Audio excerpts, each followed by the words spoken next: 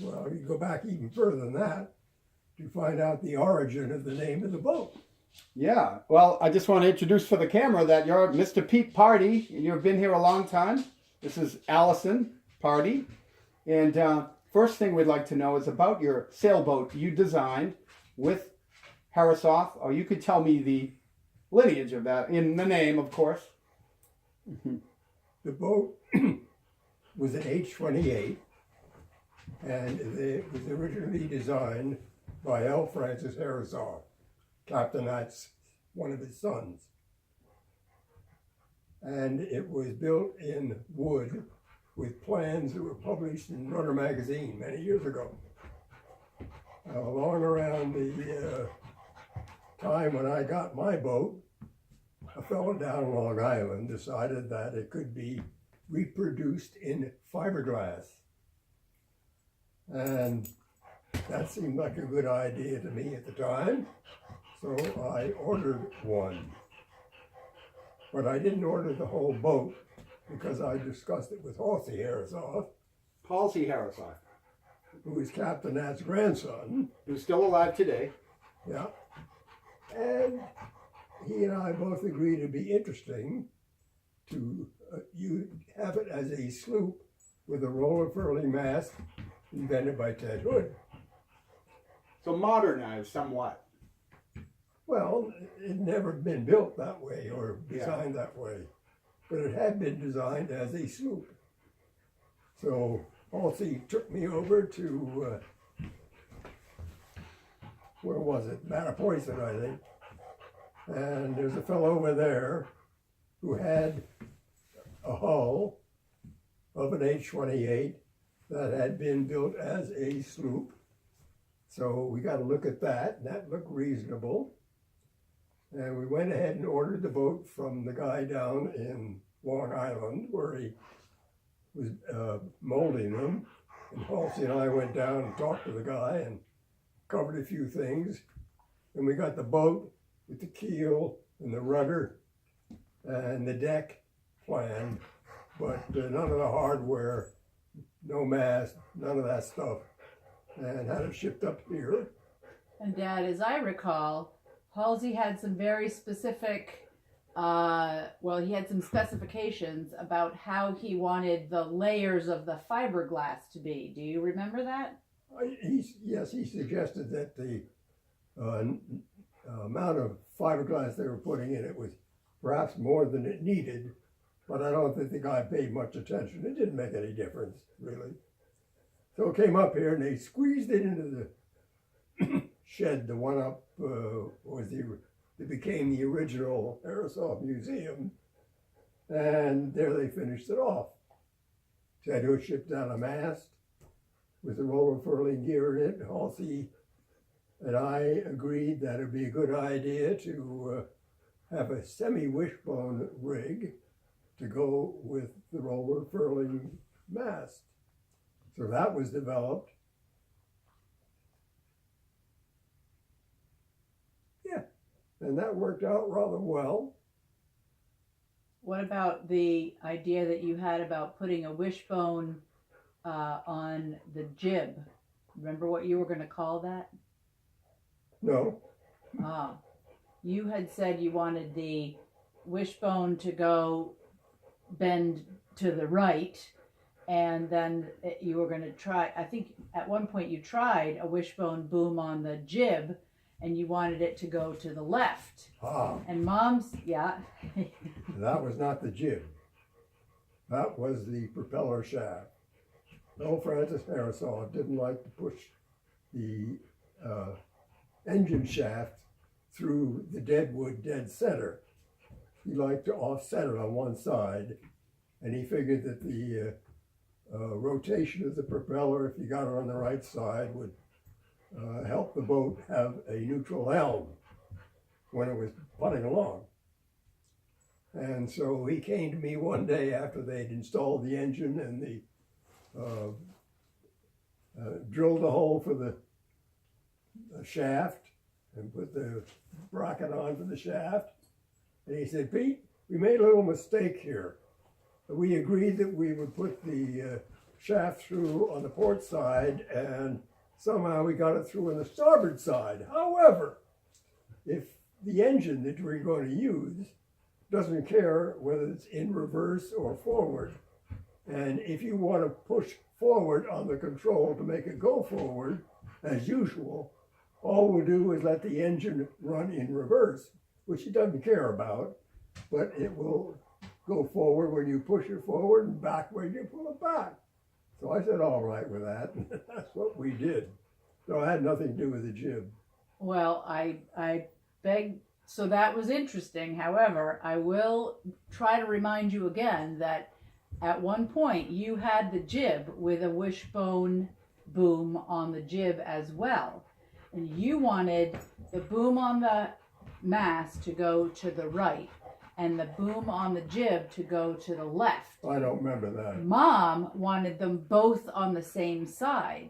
And your argument, this might spark your memory, your argument was that if one was on the right and the other was on the left, that you could then call it a parenthesis rig.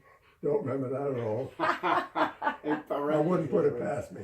But you did try the wishbone boom on the jib, and for whatever reason, it didn't work. Yeah, we ended up with a regular boom, but Yes. everything worked out eventually. And the name Oriana came from a boat that my father and uncle had. Well, actually, my grandfather had it. They used it. And this was a 21-foot class boat. No particular design, a sloop. And it did very well with my uncle and my father sailing it. In fact, it won just about every race that it was in except one. And that one was when their father, who owned the boat, was aboard. And they were ripping along at their usual Pace. thrash to windward. And my grandfather thought the boat was tipping too much.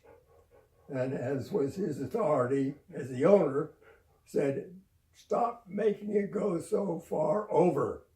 And they had to, and they finished second.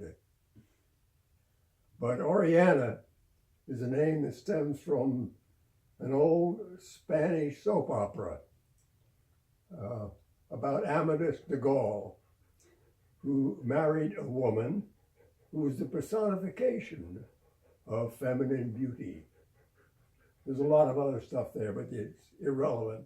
That's where the name came from. Uh-huh. Very Oh, good. also, it was a name that was used to compliment Queen Elizabeth, I think, at the time. So that's wonderful. You had quite some adventures in Bristol and Narragansett with Oriana. Oh, we went all over the East Coast between, I guess you could say, Shelter Island and I've forgotten how far east we went. Did you take it to Got Maine? east of Plymouth Did anyway. you? The others, Oh, you didn't go to Bear Island up in Maine. not No. with that boat. So well Yeah. beyond Narragansett, though. Yeah. That's great. Where's the boat today? It's in the bay, in the harbor. And Belongs to a guy who's a member of her ski club, Oh. Bob Pfeiffer. I am not sure that Bob and Janice Pfeiffer are aware that Oriana means the personification of feminine beauty. Did I get that right? Yes. I'll have to tell them. I think I may have given them something which told them that. Ah, okay. Yes, you probably did. So I would like to hear a little bit about the, I think as you call it, the New Old Yacht Club, where you were the steward. Well, first is the old yacht club. Oh, the old Yacht I Club. went in the 38 Hurricane. I just barely remember that. It had a porch on the second story, and I remember being on that. I don't know why, but that was before the hurricane. The hurricane itself, I was at school in New Hampshire. I don't remember. Allison sent me pictures recently, just this week, of the old yacht club. The old yacht. and the Old. new. I guess the old. The old yacht. There's the old yacht club, and then there's the old The new new yacht old club. yacht club. Oh, the new old yacht club, which is where now the Elks is. The Elks is next to the Coast Guard station. And then there's the, Well, the old one was right there too. Yeah. yes. Same location. So the new old yacht club was where you were first. You're not steward initially. You were. What was your first job at the new old yacht club? Oh, I think Stewart was. Steward. Yeah. Is that basically the name of the person who does all the work and gets none of the credit? Well, he gets the credit. He gets paid. Ah. And so This one was the new old yacht club was designed by Normie Harrisoff, right. who was brother to Sid and cousin to Captain Nat. No, nephew of Captain Nat. So did Normie Harrisoff, who I knew and remember, did he didn't do boat designing? He did a little. But he did a couple of houses. He did the house that he lived in on Ferry Road. Yeah, he liked modern. He certainly did. He designed a little pram called the Bug's Ear. He said it was cute as a bug's ear, and he used fishing line as some of the rigging. And he let me sail that one time. That was a lot of fun. Fishing line and some of the rigging, that must have been Well, it's only inadequate. about 8 feet long. Oh, okay. It's just a little boat. That makes sense. It's a bug's ear. Cute as a bug's ear. Cute as a bug's ear. Do you think they Tickety have? boo. Do you think they have any record of that up at the Harrisoff Museum? I have no idea. Bug's ear. Yeah. Huh. That's interesting. So yeah. So So Normie Normie designed designed that, and the new old yacht club. there's a story that he didn't like where the flagpole was located. So one night in his cups, he cut it down. In his cups. Because it was in the way of the view. I think everyone who is a member there now appreciates the fact that there is not a flagpole in the middle of their view of the sunset. Unobstructed view now. Now, speaking of Normie cutting things down, do you remember the story about what Normie did to Pomeroy and Conrad? The two bulls at the cult park. No, You don't remember that story? no, I know what high school students have done over the years. Oh, They've I Well- see. painted the genitals. Yes, but I heard that Normie did something and then had to repair it, and he had I've heard that. oh, okay. Okay. If I heard Let me- it, different.